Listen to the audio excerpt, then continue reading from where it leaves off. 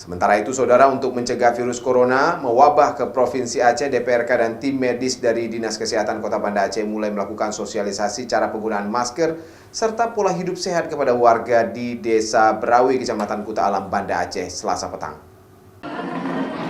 Menyikapi adanya 2 warga Indonesia yang dinyatakan positif terinfeksi virus corona, Dewan Perwakilan Rakyat Kota Banda Aceh dan Dinas Pendidikan mulai melakukan sosialisasi cara penggunaan masker yang benar serta pola hidup sehat kepada warga agar tidak terinfeksi virus yang menakutkan saat ini.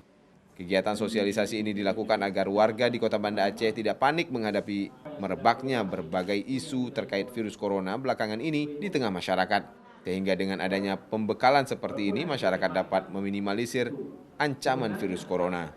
Dalam sosialisasi pola hidup sehat untuk mencegah terinfeksi virus corona, masyarakat diajarkan cara yang benar menggunakan masker, mencuci tangan dengan menggunakan sabun, istirahat yang cukup, serta menjaga pola makan yang sehat. Dengan demikian, risiko masyarakat terkena virus corona semakin kecil di Aceh. Makanya pada hari ini kita menghadirkan praktisi kesehatan, ya, bagaimana sesungguhnya cara menghadapi virus corona itu, apa sesungguhnya corona itu. Kita juga menghadirkan dari Dinas Kesehatan bagian promosi kesehatan untuk menjelaskan upaya apa saja yang dilakukan oleh pemerintah Kota Banda Aceh dalam rangka menciptakan budaya hidup sehat di masyarakat. Ketua DPRK Kota Banda Aceh Faridnya Umar dalam sosialisasi tersebut juga mendesak pemerintah Kota Banda Aceh menyediakan masker secara gratis kepada masyarakat karena dalam 2 hari terakhir ini ketersediaan masker di Banda Aceh mulai kosong dan harganya mendadak mahal.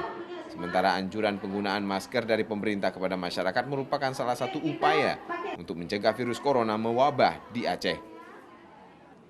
Raja Umar, Kompas TV, Banda Aceh.